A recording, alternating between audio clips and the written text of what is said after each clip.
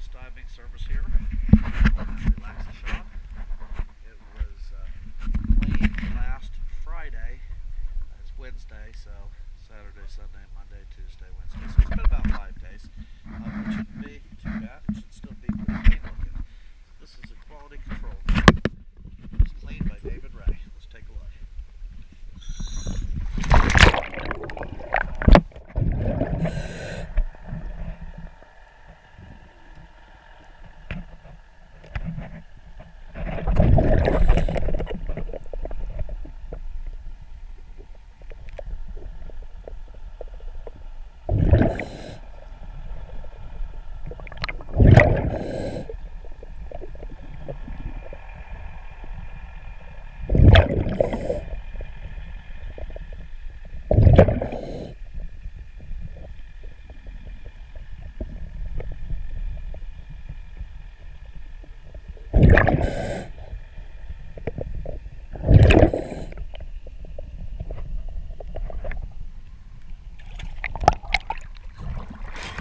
David, I'm going to show you this.